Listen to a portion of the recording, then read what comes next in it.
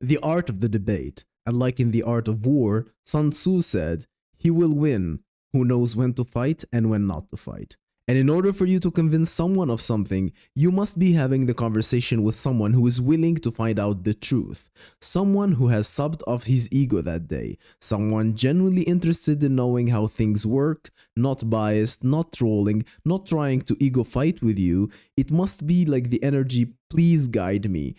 This makes no sense. I'm frustrated all the time. Why do X and Y happen? What I was told that Z will happen. Why do I do A and B happens? Like, please make this make sense. And guys, this is very important because if you are against someone who jumps from theme to theme with like the focus of his narrative just being like power plays, trying to brush egos, you're better off disengaging. And if it's not possible or you're just bored, you can entertain yourself like by talking back. Remember, every gotcha has a gotcha back. You just have to find it quick enough for the cool effect. This doesn't work if you came back like 36 hours later in the shower and you think like, oh, I should have said this. It would have like, nah. Yeah, I mean, that happens all the time.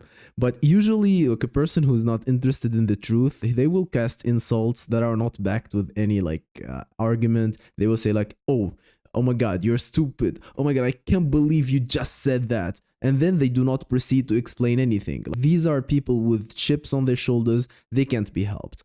And sadly, they are the overwhelming majority. But for those who still have hope, here is the best way, in my opinion, to convince them of whatever you believe is the truth. Step number 1, establish your position. Repeat your claim concisely and state your estimation of his belief.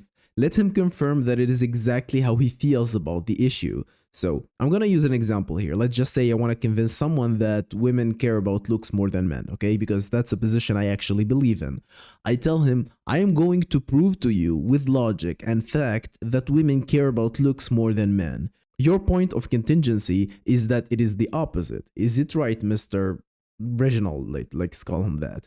Now I wait for Mr. Reginald to confirm that it is indeed his belief and that men are more visual in general. Okay. Now we have to establish, this is the second step, we have to establish the two extremes. So this is a good opportunity to be humorous about it. You state what are the two absurd extremes, which for our example would be like women don't care at all about looks, like not in the slightest. You can look like a monkey and still slay. And the other extreme is unless you are like the more attractive brother of Jeremy Meeks, you add to that like Brad Pitt and some Charlie Sheen for the charisma, hit them in the blender and mold it in like the frame of Ashton Kutcher. If you're not that, like no girl is ever gonna look your way.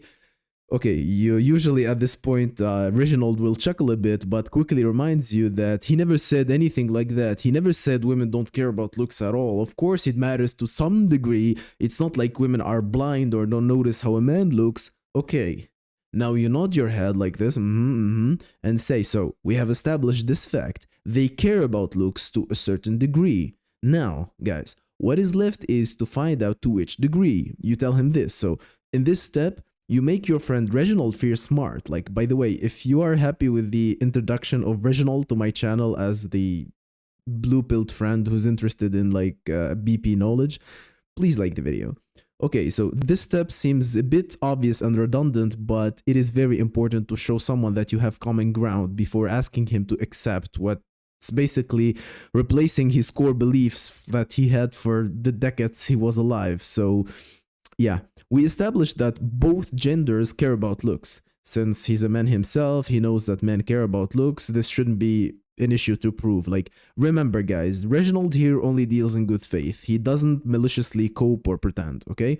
So next step is you pull some studies with some explanations, maybe like additional anecdotes. There are dozens of studies out there that prove that women like looks almost as equally as men, and there are like 145 million cases on the internet of women stating their preferences in men, and all of them mention like, if not start by physical traits. Okay, now this fact already contradicts their initial stance, but it still needs some sugarcoating. Listen, truth might be a painful pill to swallow. Sugarcoat it with pleasant words. You gain nothing by making it more painful than it has to be. To continue with our example, you can say, Reginald, I know that you're smart, and most importantly, you're honest enough to see that it isn't low at all.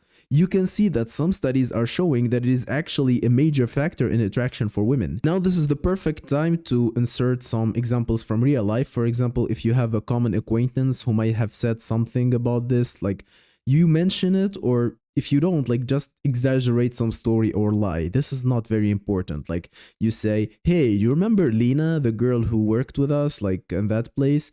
She actually told me she never dated a normal looking dude. And you remember, like, she was always with like hot different Chads, like this Chad and then the other Chad. You remember Lena, right? Now you're expecting Reginald to be in full take it in mode. Like, actually, you know, because you inflated his ego, he might start adding arguments of his own to your case. But you still can meet like some resistance. Like, these studies are never reliable. You can never be sure about the methodology used, or the sample size is not representative, but we do not live in the States, blah, blah, blah. It is true that it might be more than what I initially claimed, but I don't believe that it is by that much. And here you have to like remove your belt and strangle him to death. Like, I'm joking, but not fully. Like, you must start showing some dominance. You must be telling him, for example, like, actually, you're going in the wrong direction, my friend. I think these studies do not account for virtue signaling women who don't want to seem superficial and empty. You want to make it about things like when reflected back on them, it shows that they are nice, caring human beings. Maybe as a man you wouldn't have this consideration, but for evolutionary biological reasons, women have been lying about their preferences and stated some like bullshit because you know the narrative, guys. I'm not gonna turn this into like a fresh and fit podcast, but you know that why women lie. It's for survival, okay? They don't want a guy who gets angry and kills them or does something else that I'm not allowed to say on YouTube, but basically at this point, like, you showed him that he's moving in the wrong direction, and at this step, like, if he's genuinely interested in the matter, he will ask more and you will answer to the best of your ability. Like, try to leave him with some content too, that's very useful. Like, he can come back to it, like some videos. Ask him to subscribe to cool channels. I don't know, maybe like this one, you know.